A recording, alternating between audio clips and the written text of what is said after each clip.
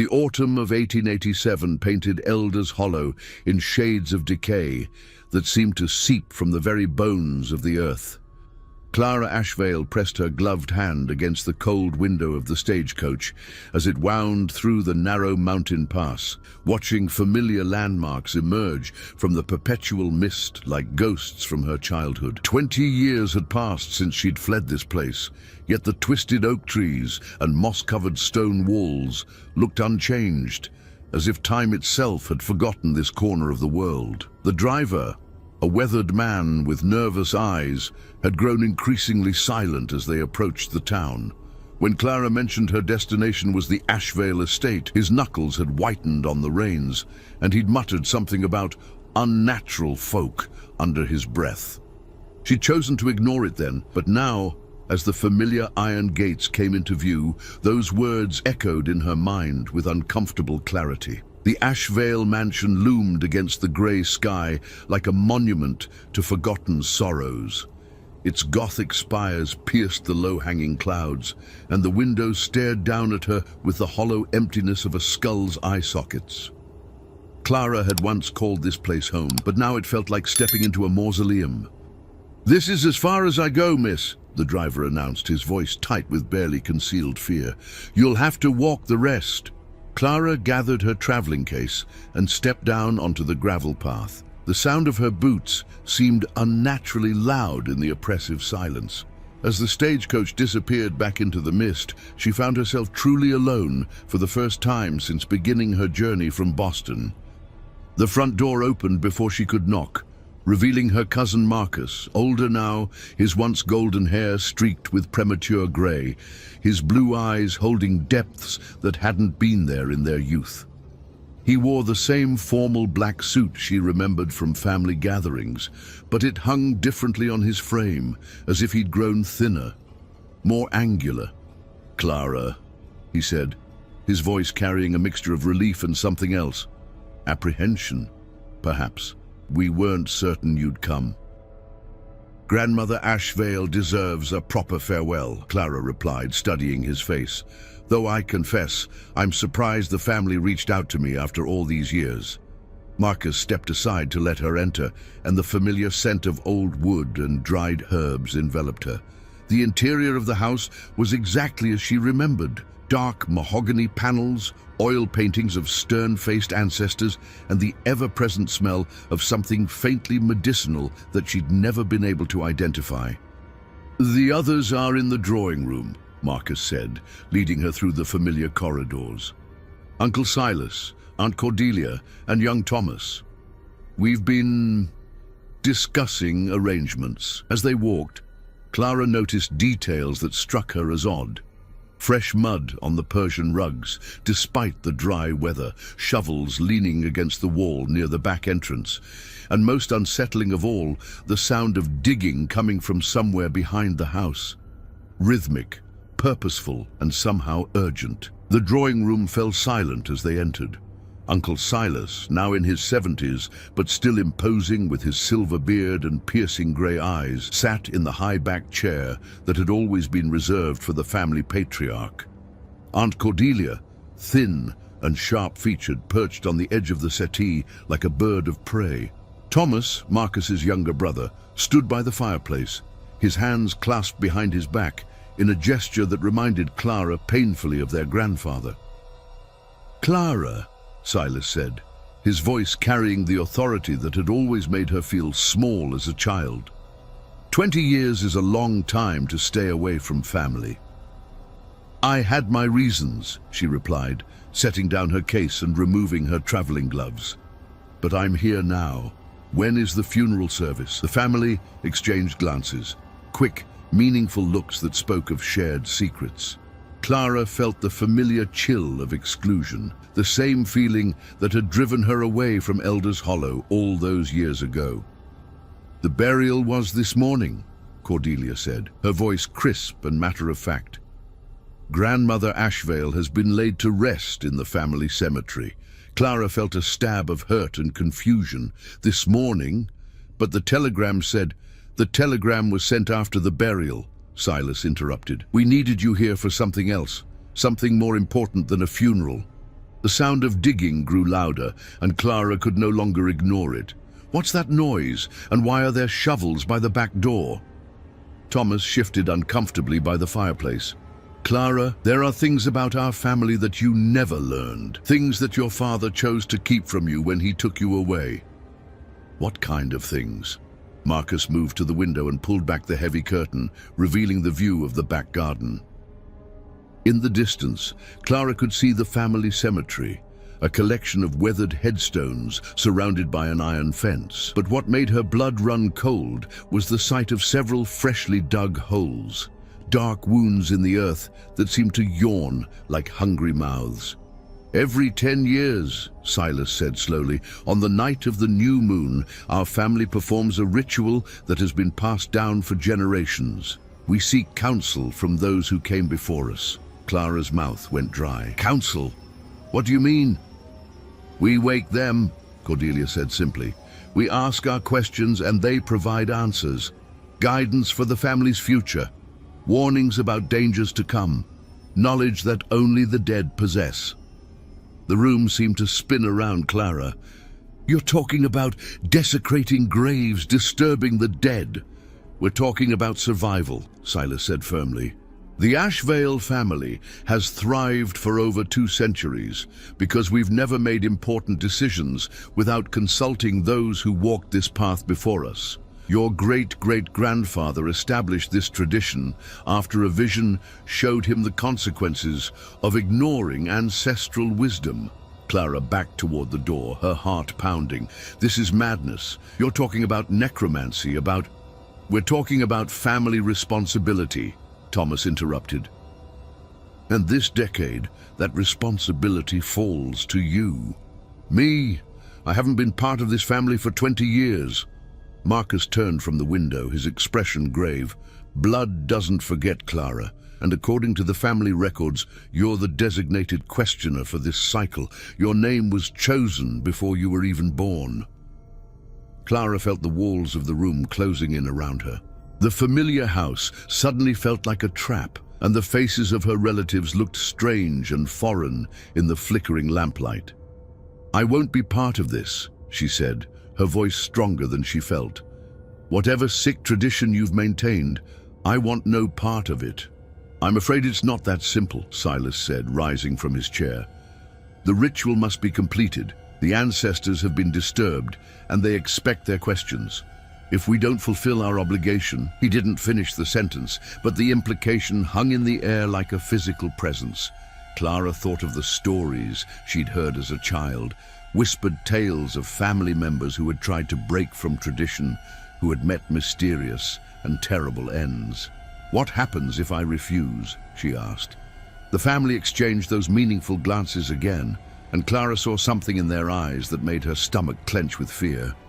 It wasn't just determination, it was desperation. The ritual begins at midnight, Cordelia said. You have until then to prepare yourself. Marcus will explain what's required of you. As if summoned by her words, the sound of digging stopped abruptly. In the sudden silence, Clara could hear something else.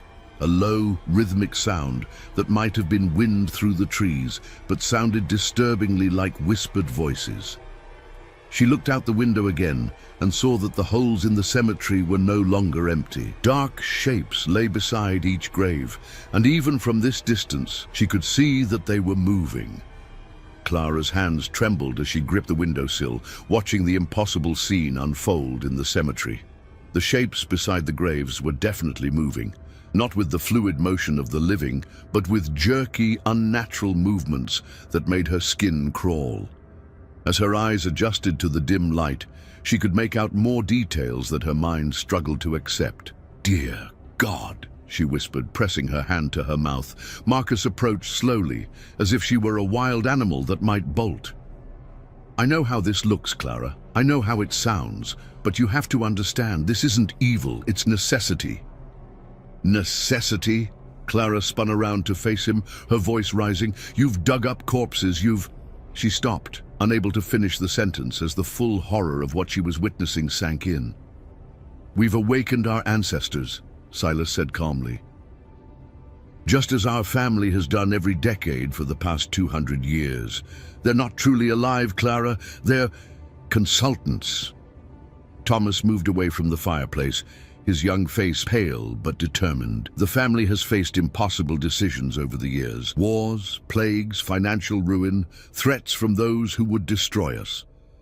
Each time, the wisdom of our ancestors has guided us to safety. Clara backed toward the door again, but found her way blocked by Cordelia, who had moved with surprising speed for a woman of her age. "You can't leave," Cordelia said softly. "Not now. The ritual has begun, and it must be completed. The consequences of abandoning it midway are severe." "What consequences?" Clara demanded. "What aren't you telling me?" Marcus ran a hand through his graying hair, a gesture she remembered from their childhood when he was nervous. "There was an incident about 60 years ago.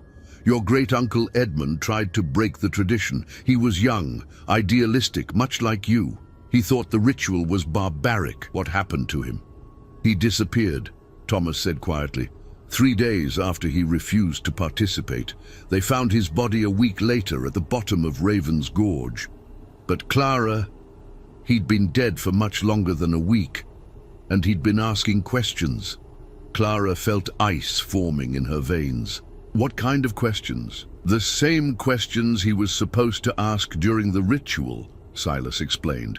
"But he was asking them of the wrong dead, the angry dead, the ones who weren't family." The implications of his words hit her like a physical blow. "You're saying that if I don't participate, I'll die. We're saying that once the ritual begins, it must be completed," Marcus said. "The boundary between life and death becomes permeable.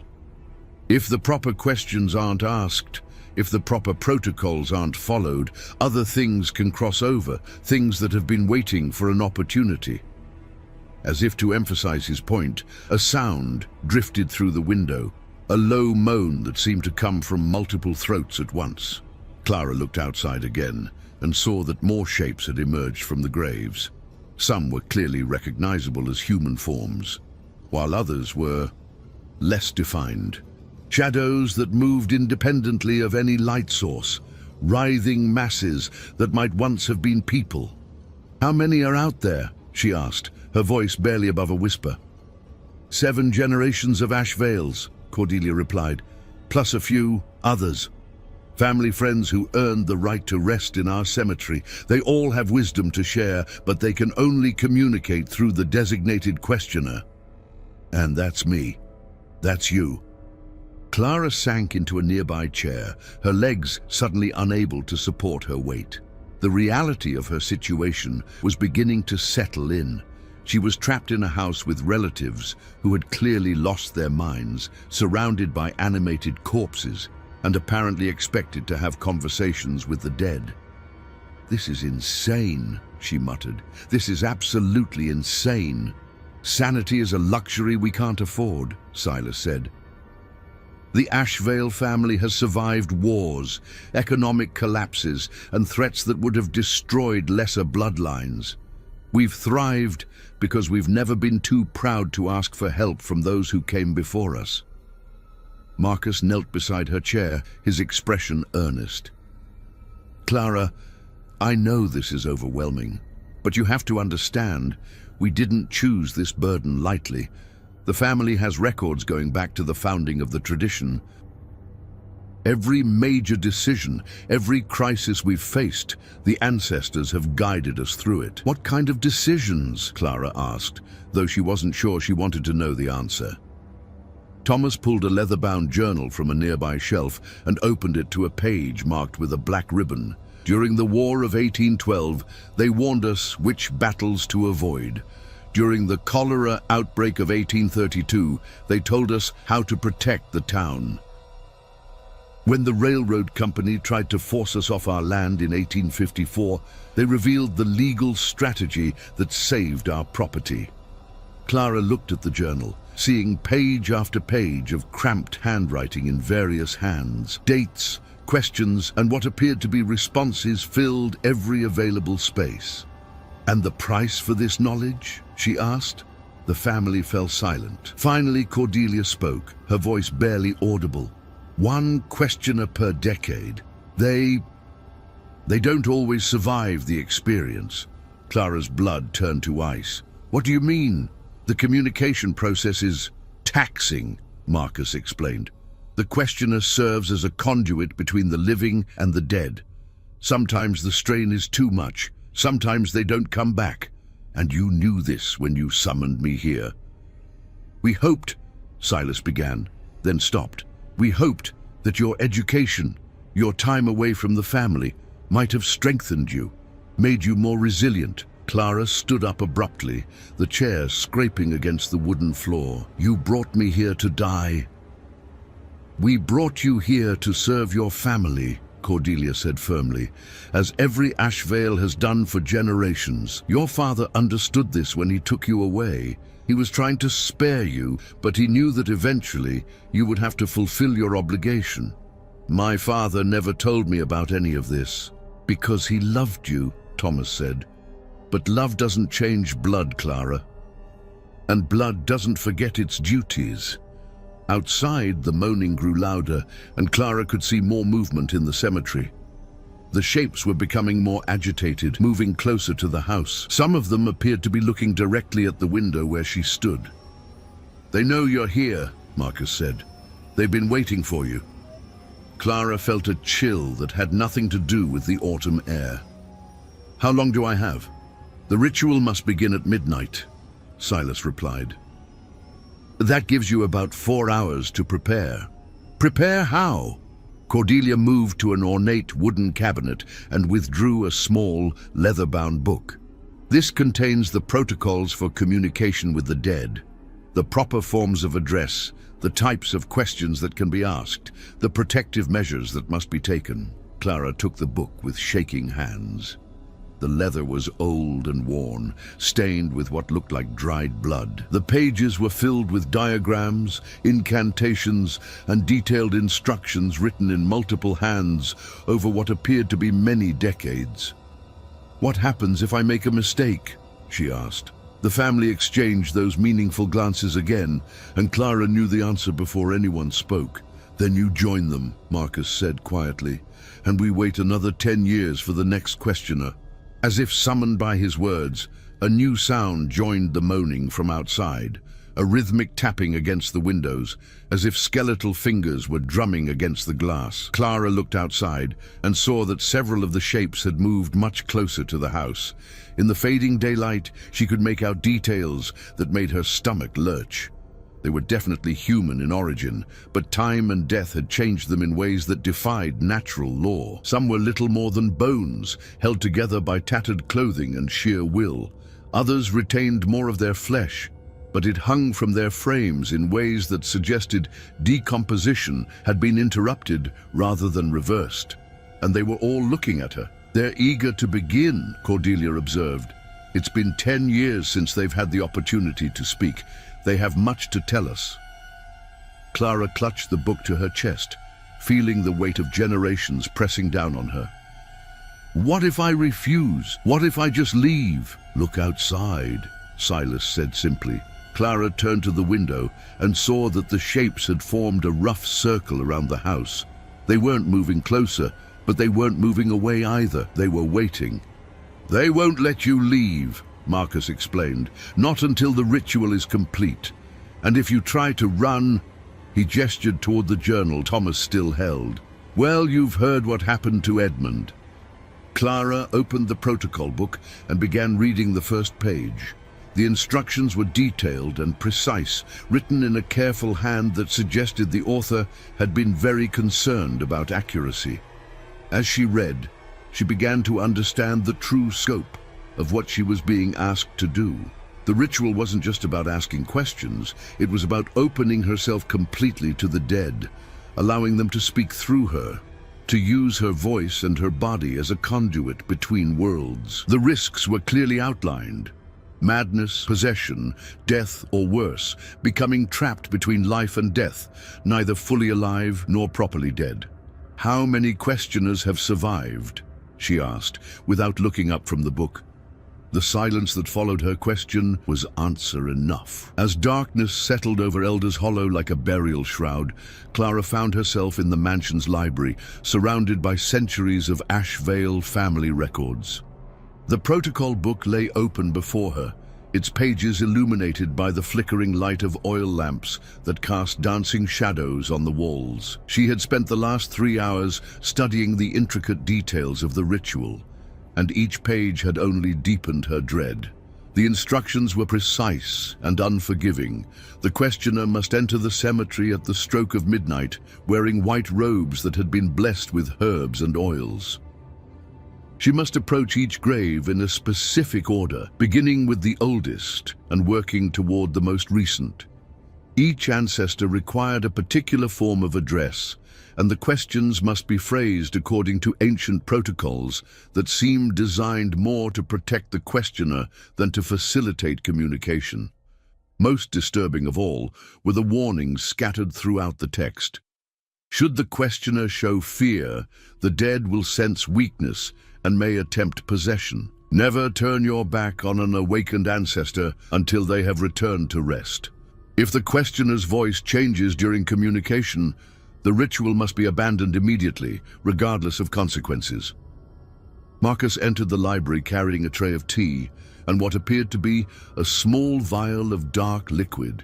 His face was drawn with exhaustion and worry, and Clara noticed that his hands shook slightly as he set down the tray. "How are you feeling?" he asked, settling into the chair across from her. "Terrified," Clara replied honestly, "and angry. How could the family keep this from me for so long?" "Your father made us promise," Marcus said. "He hoped that if you stayed away long enough, the obligation might pass to someone else. But blood calls to blood, Clara. The ancestors chose you before you were born." Clara gestured to the protocol book. "According to this, I'm supposed to ask 7 specific questions, 1 to each generation, but it doesn't say what those questions should be." "That's because the questions change based on the family's current needs," Marcus explained. "The elders have been discussing what we need to know most urgently." "And what's that?" Marcus hesitated, then reached into his jacket and withdrew a folded newspaper. The headline made Clara's blood run cold. "Mysterious deaths plague mountain communities. Authorities baffled by string of unexplained fatalities." "It started 3 months ago," Marcus said. "People in the surrounding towns have been dying under strange circumstances. No signs of violence, no apparent cause of death. They just stop living. The authorities are calling it a plague, but the doctors can't find any disease." Clara scanned the article, noting the locations mentioned. All of them were within a day's travel of Elders Hollow. "You think this is connected to our family somehow?" "We think it's connected to the ritual," Marcus said grimly. "This is the first time in the family's history that the designated questioner wasn't present for the awakening. You were supposed to be here 3 months ago, Clara. The ancestors have been waiting and their patience is limited." The implications hit Clara like a physical blow. "You're saying that people are dying because I wasn't here to perform this ritual?" "We're saying that the boundary between life and death has been weakened," Marcus corrected. "When the ancestors are awakened but not properly consulted, their energy has to go somewhere. It's been seeping out into the surrounding area, affecting anyone with a weak constitution or a connection to the supernatural." Clara set down the newspaper with shaking hands. "How many people have died?" 47 as of yesterday's count. The weight of those deaths settled on Clara's shoulders like a physical burden. 47 people dead because she had been living her life in Boston, unaware of her family's dark obligations.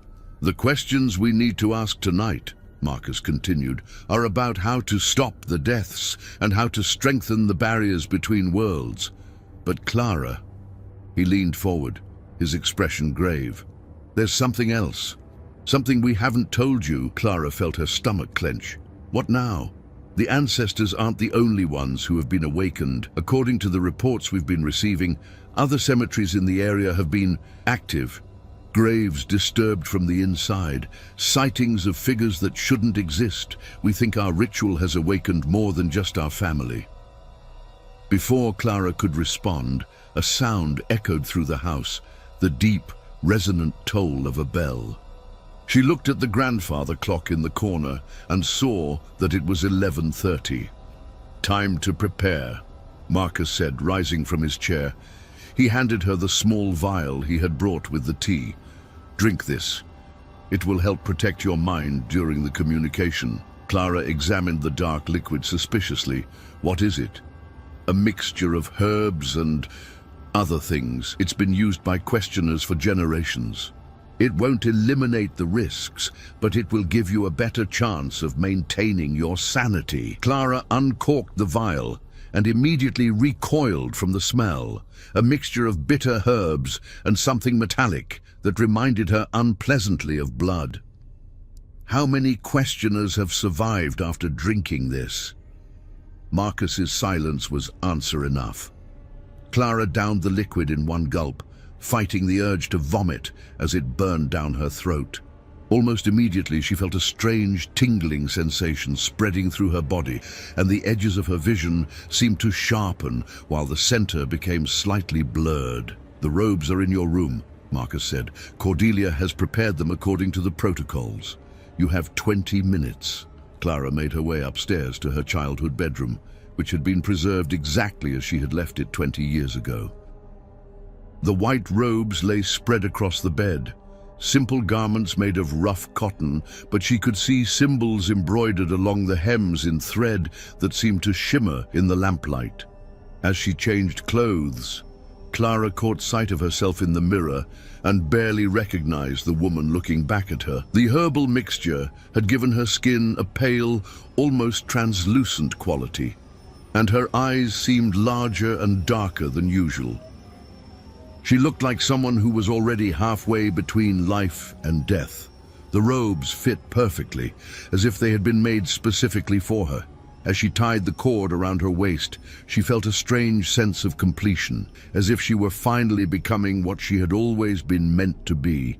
A soft knock at the door interrupted her thoughts. "Clara?" It was Thomas's voice. "It's time." She opened the door to find the entire family waiting in the hallway, all dressed in dark clothing that made them look like mourners at a funeral. In Silas's hands was an ornate lantern that cast an eerie blue light. "The ancestors are growing restless," Cordelia said. "We can hear them calling from the cemetery." As if to confirm her words, a sound drifted through the house, voices raised in what might have been song, but the melody was unlike anything Clara had ever heard. It was beautiful and terrible at the same time, a harmony that seemed to bypass her ears and resonate directly in her bones.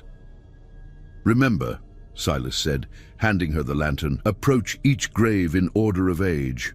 Address each ancestor by their full name and title. Ask your questions clearly and listen carefully to the responses. And whatever you do, don't let them touch you until the ritual is complete."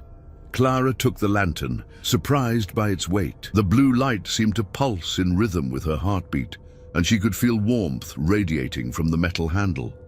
"What happens if something goes wrong?" she asked.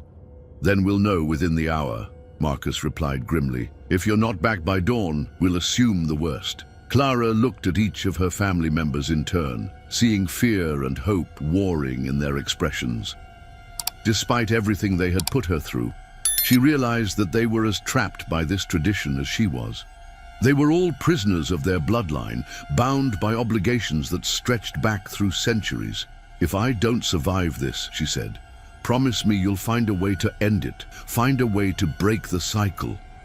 "Clara," Marcus began. "Promise me." Silas stepped forward, his gray eyes reflecting the lantern's blue light. "If you don't survive, there may not be anyone left to make such promises. The barriers are weakening, Clara. If this ritual fails, if the ancestors aren't properly consulted and returned to rest, the consequences will extend far beyond our family." The grandfather clock began to chime midnight, its deep tones echoing through the house like a funeral dirge. With each chime, Clara felt something shifting in the air around her, as if reality itself was becoming more fluid. "It's time," Cordelia whispered. Clara walked to the back door, her family following in silent procession. As she stepped outside into the cold night air, the singing from the cemetery grew louder, and she could see lights moving among the headstones. Not the warm yellow glow of lanterns, but the same cold blue light that emanated from her own lamp. The path to the cemetery stretched before her like a gauntlet, and at its end she could see figures waiting among the graves. They stood perfectly still, but she could feel their attention focused on her with an intensity that made her skin crawl.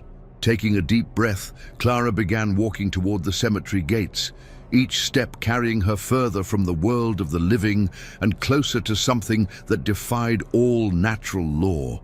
Behind her, she could hear her family whispering prayers or incantations, but their voices seemed to be coming from very far away. As she reached the cemetery gates, they swung open without her touching them, revealing the full scope of what awaited her inside. 7 figures stood among the headstones, each positioned beside their own grave. They were more solid than they had appeared from the house, but there was something fundamentally wrong about their presence. They cast no shadows despite the lantern light, and the air around them seemed to shimmer like heat waves. The nearest figure, standing beside the oldest headstone, turned toward her. Clara could see that it had once been a man, tall and dignified, wearing clothes from a much earlier era. When he spoke, his voice seemed to come from everywhere and nowhere at once. "Welcome, child of our blood," he said. "We have been waiting for you." Clara's legs trembled as she approached the first grave, the blue lantern casting eerie shadows that seemed to move independently of its light. The figure standing beside the oldest headstone was clearer now, a tall man in colonial-era clothing, his face gaunt but unmistakably bearing the sharp cheekbones and piercing eyes that marked him as an Ashvale. The nameplate on the weathered stone read, "Ezekiel Ashvale, 1698 to 1762, founder of the line." "Ezekiel Ashvale," Clara said, her voice barely above a whisper as she followed the protocol book's instructions. "First of our blood, keeper of the original covenant, I come seeking wisdom in our hour of need." The figure's eyes fixed on hers, and Clara felt a chill that went deeper than the autumn night. When Ezekiel spoke, his voice seemed to echo from the depths of the earth itself. "The barriers weaken, child. The covenant your generation has neglected threatens to unravel completely. Ask your question, but know that knowledge comes with a price." Clara steadied herself, remembering the newspaper article and the 47 deaths. The people in the surrounding towns are dying mysteriously. Is this connected to our family's ritual? And how can we stop it? Ezekiel's form flickered like a candle flame in the wind. The deaths are but the beginning. When the ritual is delayed, when the proper channels are not maintained, the energy of the awakened dead seeks other outlets. It flows into the weak, the sensitive, those whose connection to life is already tenuous. But how do we stop it? The ritual must be completed as intended, but more than that, the covenant must be renewed. The original pact that binds our family to this duty has been weakened by generations of reluctant participants. It requires willing sacrifice to restore its strength. Clara felt ice forming in her veins. What kind of sacrifice? But Ezekiel was already fading, his form becoming translucent. Ask the others, they will tell you what I cannot. Following the prescribed path, Clara moved to the second grave. The headstone read, Jeremiah Ashvale, 1725-1798, Keeper of Secrets. The figure waiting here was younger than Ezekiel, dressed in the fashion of the Revolutionary War era. His uniform bore stains that looked suspiciously like old blood. Jeremiah Ashvale, Clara intoned. Second of our line, guardian of hidden knowledge, I seek your counsel. Jeremiah's eyes glowed with an inner light that made Clara's skin crawl. The girl asks about death, but she does not understand life. The covenant was forged in blood, child. It can only be renewed in blood. Whose blood? Clara asked, though she dreaded the answer. The questioner's blood has always been the price, but this time the debt is greater. The delay has cost 47 lives. The balance must be restored. Clara's hands shook as she held the lantern. Are you saying I have to die to fix this? I am saying that death is not the end, merely a transformation. Your father understood this when he tried to break the cycle. He thought love could overcome blood, but blood remembers what love forgets. Before Clara could ask what he meant, Jeremiah gestured toward the third grave. Ask Constance about the price of defiance. She learned it well. The third headstone bore the name Constance Ashvale, 1751-1823, the defiant daughter. The figure here was a woman in early 19th century dress, but her appearance was more disturbing than the others. Her neck was twisted at an unnatural angle, and dark stains covered the front of her gown. Constance Ashvale, Clara said, her voice growing stronger despite her fear. Third of our line, I seek to understand the consequences of breaking our family's obligations. Constance's laugh was like the sound of breaking glass. Consequences? Oh, child, you have no idea what consequences await those who try to escape their destiny. I thought I could marry outside the family, take my children far from this cursed place. I thought love could conquer blood. What happened? The ancestors came for me, not in dreams or visions, but in flesh and bone. They dragged me back to this cemetery and showed me what happens to those who abandon their duties. My children died of wasting sickness within a month. My husband went mad and threw himself from a cliff. And I learned that some bonds cannot be broken by distance or desire. Clara felt tears streaming down her face. There has to be another way. There is, Constance said, her twisted head tilting at an impossible angle. But it requires understanding what the covenant truly is. Ask Mordecai. He was there when it was made. The fourth grave belonged to Mordecai Ashvale, 1778-1845, witness to the pact. The figure here was different from the others, older, more solid, and radiating an aura of ancient power that made the air around him shimmer. Mordecai Ashvale, Clara said, fourth of our line, witness to the original covenant, I seek to understand the true nature of our family's burden. Mordecai's eyes were like black holes in his gaunt face. The covenant was not made with death, child. It was made with something far older, far more powerful, the entity that dwells beneath this cemetery, the thing that feeds on the boundary between life and death. Clara's blood turned to ice. What entity? It has many names, but we have always called it the Keeper. It maintains the balance between worlds, but it requires regular feeding. Our family agreed to provide that feeding in exchange for protection and prosperity. Feeding on what? Life force. The energy that separates the living from the dead. Usually, the ritual provides enough energy to satisfy it. The questioner serves as a conduit, allowing it to taste life without fully consuming it. But when the ritual is delayed, it feeds on whoever it can reach, Clara finished, understanding flooding through her. Precisely. And now it is hungry. Very hungry. The 47 deaths are just the beginning. If it is not properly fed soon, it will break free of the constraints that bind it to this cemetery. Clara looked around at the other waiting figures, understanding dawning on her with horrible clarity. And if it breaks free, then death will spread like a plague across the land. It will feed until it is satisfied, and its appetite has grown considerably over the past 3 months. The fifth grave held Abigail Ashvale, 1802-1867, the reluctant bride.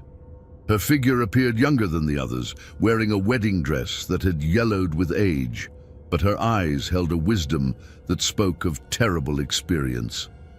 Abigail Ashvale, Clara said, her voice now steady with grim determination. Fifth of our line, I seek to know if there is any way to break the covenant without destroying everything. Abigail's voice was soft, but carried an undertone of infinite sadness. I spent 40 years searching for that answer, child. I consulted scholars, priests, practitioners of the old ways. There is a way, but the price is higher than simple death. Tell me, the keeper can be satisfied with a willing sacrifice, someone who chooses to cross the boundary permanently to become its eternal servant. But it must be someone of Ashvale blood, and they must make the choice freely, with full knowledge of what they're accepting. Clara felt her heart pounding. What does that mean exactly? It means becoming like us, but worse. Trapped between life and death, conscious but not truly alive, serving the keeper's will for eternity. The questioner would become the guardian of the cemetery, ensuring that the keeper never grows hungry enough to break free again. The sixth grave belonged to Thaddeus Ashvale, 1829-1889, the scholar. His figure was bent with age, clutching what appeared to be an ancient tome. "Thaddeus Ashvale," Clara said, "sixth of our line, keeper of knowledge. I seek to understand the full scope of what I must choose." Thaddeus looked up from his book, his eyes reflecting centuries of accumulated wisdom. "The choice before you is simple in its horror, child. Continue the cycle, perform the ritual, ask the questions, and hope you survive to see another decade, or end it forever by taking Abigail's path." "But if I become the keeper's eternal servant, what happens to the family? What happens to the ritual? The ritual ends. The covenant is fulfilled in a different way. The family is freed from its obligations, but they lose the protection and guidance that has kept them prosperous for centuries. They become ordinary." Clara looked toward the seventh and final grave, where a figure she recognized was waiting. The headstone read, "Eleanor Ashvale, 1834-1887. Her grandmother buried just that morning." "Grandmother," Clara whispered, approaching the final grave. Eleanor's figure was the most solid of all, her appearance exactly as Clara remembered from childhood visits, but her eyes held a depth of knowledge that spoke of recent revelations. "My dear child," Eleanor said, her voice carrying the warmth Clara remembered, "I had hoped you would never have to face this choice. But the time for hoping has passed." "Grandmother, what should I do? How can I save everyone?" Eleanor's expression was infinitely sad. "The deaths in the surrounding towns, they're not random, Clara. The keeper is testing its reach, seeing how far its influence can extend. If the ritual fails tonight, if you cannot provide what it needs, it will break free of this cemetery and spread across the entire region. But if I become its eternal servant, then you save thousands of lives, but condemn yourself to an existence worse than death. You would be conscious, aware, but trapped in service to something that feeds on the boundary between life and death. You would watch over this cemetery for eternity, ensuring that the keeper remains satisfied and contained." Clara felt the weight of the decision crushing down on her. Around her, the seven ancestors waited in silence, their forms beginning to flicker as the night wore on. "There's something else," Eleanor continued, "something the others haven't told you. The keeper grows stronger with each feeding. If you choose to continue the ritual as it has always been done, the next questioner will face an even hungrier entity, and the one after that will face something even worse. Eventually, no questioner will be strong enough to survive the communication. So the cycle has to end eventually anyway." "Yes. The question is whether it ends with you making a conscious choice, or with some future questioner being consumed entirely, leaving the keeper free to rampage across the world." Clara looked back toward the house, where she could see her family waiting anxiously by the windows. Marcus, Thomas, Silas, Cordelia, all of them trapped by a covenant made centuries before their birth, all of them dependent on her decision. "If I choose to become the keeper's servant," she asked, "what happens to them? They live normal lives. They lose the supernatural protection that has kept the family prosperous, but they also lose the burden of the ritual. Their children will never have to stand where you stand now." Clara closed her eyes, feeling the weight of generations pressing down on her. When she opened them again, she saw that the ancestors were beginning to fade, their forms becoming translucent as dawn approached. "I need to know," she said urgently. "If I make this sacrifice, will it truly end? Will the Keeper be satisfied forever?" Eleanor's form was already becoming difficult to see. "Nothing is forever, child, but it will be satisfied for centuries to come. Long enough for the world to change, for new solutions to be found. You would be buying time for future generations to find a better way." As the first rays of dawn touched the horizon, the ancestors began to disappear one by one. But their voices lingered in the air, a chorus of whispers that seemed to come from the earth itself. "Choose quickly," they said in unison. "The Keeper grows impatient. Choose, or the choice will be made for you." Clara stood alone in the cemetery as the sun rose, the weight of her decision heavy on her shoulders. In the distance, she could hear her family calling her name, their voices filled with worry and hope. But beneath her feet, she could feel something else stirring, something ancient and hungry, waiting to see what she would decide. The morning sun cast long shadows across the cemetery as Clara stood among the fading remnants of her ancestors' presence. The blue lantern in her hands had dimmed to barely a flicker, and she could feel the weight of the Keeper's attention pressing down on her like a physical force. The ground beneath her feet seemed to pulse with a rhythm that matched her heartbeat, and she knew that something vast and ancient was stirring in the depths below. From the house, she could hear her family calling her name, their voices growing more urgent as the minutes passed. But Clara remained motionless, caught between two impossible choices, each carrying consequences that would echo through generations. As she stood there, the earth around Eleanor's grave began to shift and crack. A low rumble emanated from somewhere deep underground, and Clara realized that her time for deliberation was running out. The Keeper was growing impatient. "Clara!" Marcus's voice carried across the cemetery as he ran toward her, followed by the rest of the family. "What's happening? The ritual should be complete by now." She turned to face them, and they stopped short at the sight of her expression. The herbal mixture had worn off, but something else had taken its place, a clarity that came from standing at the crossroads between life and death. "The ancestors have given me their counsel," she said, her voice carrying a strength she hadn't known she possessed. "But the choice they've left me with is not one any person should have to make." Silas stepped forward, his face pale in the morning light. "What choice? What did they tell you?" Clara looked at each of them in turn, Marcus with his premature grey hair and worried eyes, Thomas still young enough to believe in simple solutions, Cordelia sharp and brittle as winter ice, and Silas carrying the weight of family leadership like a burden he'd never wanted. "They told me the truth about our covenant," she said, "about the entity that lives beneath this cemetery, about the price it demands, and about what will happen if that price isn't paid." The ground shuddered again, more violently this time, and several headstones tilted at dangerous angles. In the distance, Clara could hear sounds that didn't belong to the natural world, whispers that seemed to come from everywhere and nowhere, and a low humming that made her teeth ache. "The 47 deaths are just the beginning," she continued. "The Keeper, the thing our family has been feeding for centuries, is breaking free of the constraints that bind it to this place.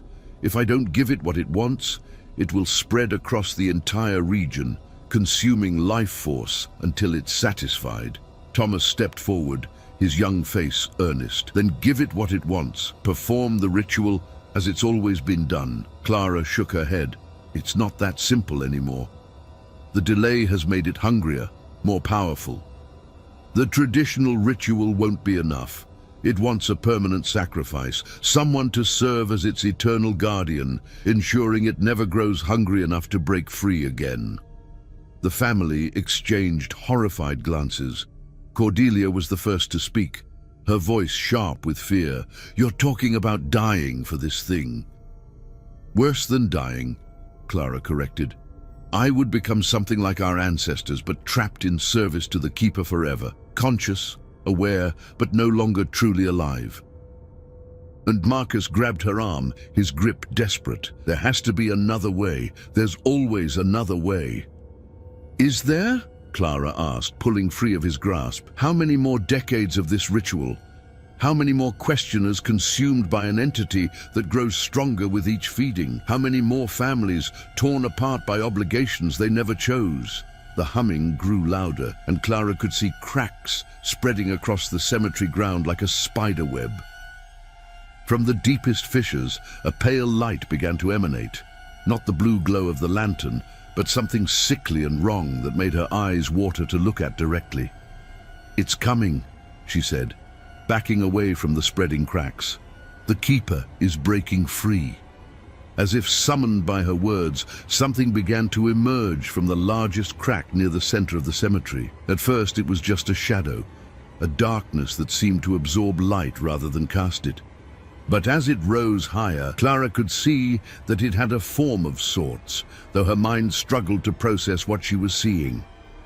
The Keeper was enormous, easily 20 feet tall, with a shape that seemed to shift and flow like liquid shadow. It had what might have been a face, but the features were constantly changing, sometimes human, sometimes animal, sometimes something that belonged to no earthly creature.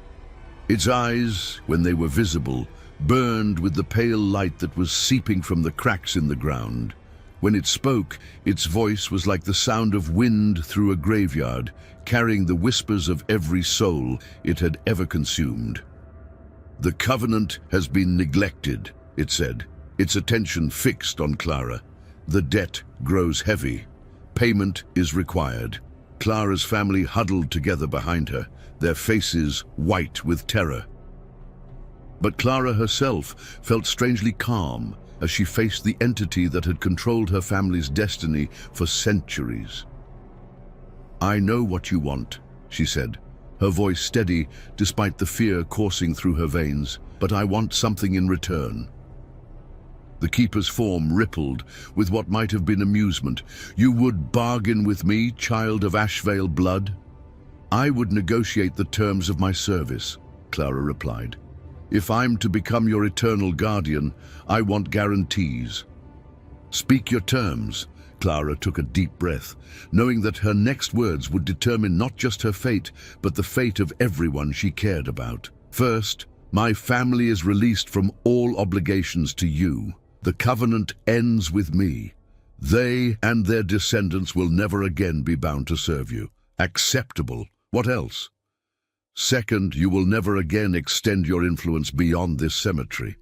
You will remain contained here, feeding only on what I provide, never again reaching out to consume the innocent." The Keeper's form darkened, and Clara could feel its displeasure like a physical weight. "That is limiting." "That's the point," Clara said firmly. "If you want a willing servant, those are my terms. And if I refuse?" Clara gestured toward her family, who were watching the exchange with a mixture of terror and admiration. "Then you get nothing. I'll die before I serve you unwillingly, and my family will find a way to destroy this place, even if it costs them their lives." The silence that followed seemed to stretch for eternity. The Keeper's form shifted and writhed as it considered her offer, and Clara could feel the weight of its ancient intelligence pressing against her mind. Finally, it spoke. "Your terms are acceptable, but know this, child. The service you offer is eternal. There will be no rest, no peace, no escape. You will guard this place until the stars burn out and the world ends." Clara felt tears streaming down her face, but her voice remained steady. "I understand." She turned to face her family one last time, memorizing their faces. Marcus was crying openly, and even Silas looked shaken. Thomas appeared to be in shock, while Cordelia's sharp features had softened with something that might have been respect. "I need you to promise me something," Clara said to them. "Promise me you'll use the freedom I'm buying you, live normal lives, have children who will never know the weight of supernatural obligation. Make my sacrifice mean something." Marcus stepped forward, his voice breaking. "Clara, please. There has to be another way." "There isn't," she said gently. "And even if there was, this is the right choice. The cycle ends here. The covenant dies with me." She turned back to the keeper, which had grown even larger and more solid as their negotiation progressed. "I'm ready." "Then come," it said, extending what might have been a hand. "Cross the threshold willingly and become what you were always meant to be." Clara took a step forward, then stopped. "One more thing. I want to know your true name. If I'm to serve you for eternity, I should know what to call you." The keeper's form rippled again, and when it spoke, its voice carried a note of something that might have been respect. "I am Malphus, the keeper of thresholds, guardian of the boundary between life and death. I have existed since the first human drew breath, and I will exist until the last one expires. Then I, Clara Ashvale, last questioner of my line, offer myself willingly to your service, Malphus." She reached out and grasped the entity's outstretched appendage. The moment their flesh touched, Clara felt a shock of cold that went deeper than her bones, deeper than her soul. The world around her began to change, colors fading to shades of gray and black, sounds becoming muffled and distant. But even as she felt her humanity slipping away, she also felt a sense of completion. The weight of generations of obligation was lifting from her family's shoulders, and the deaths that had plagued the surrounding towns would stop.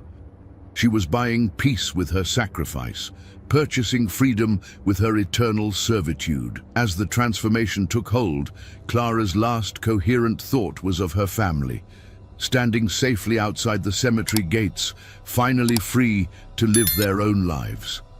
She had broken the cycle that had bound the Ashvales for centuries, and though the price was higher than anyone should have to pay, she knew it was worth it. The sun climbed higher in the sky, casting warm light over the cemetery where Clara Ashvale had made her final choice. Her family stood watching as the cracks in the ground sealed themselves and the unnatural lights faded away. Where Clara had stood, a new headstone appeared bearing a simple inscription: Clara Ashvale, 1862-1887, the last questioner, guardian eternal. And in the depths below, Malphus settled back into its ancient slumber, satisfied at last with its new servant. The covenant was fulfilled, the cycle was broken, and the Ashvale family was finally free. But freedom, as Clara had learned, always comes with a price. And some prices are paid not just once, but for all eternity. In the years that followed, the people of Elders Hollow would speak in whispers of the young woman who had saved them all, and travelers passing through the cemetery at night would sometimes catch glimpses of a figure in white robes standing guard among the headstones, ensuring that some doors between worlds remained forever closed. The Ashvale family kept their promise. They lived normal lives, had children who grew up free of supernatural obligation, and slowly the dark legacy of their bloodline faded into legend. But they never forgot Clara's sacrifice, and every year, on the anniversary of that terrible night, they would visit her grave and leave flowers, a small tribute to the woman who had chosen eternal servitude so that others might live free. And deep beneath the cemetery, in the space between life and death, Clara Ashvale stood her eternal watch, guardian of a threshold that must never again be crossed, keeper of a bargain that had saved the world from an ancient hunger. The cycle was broken, the covenant was ended, and the price was paid.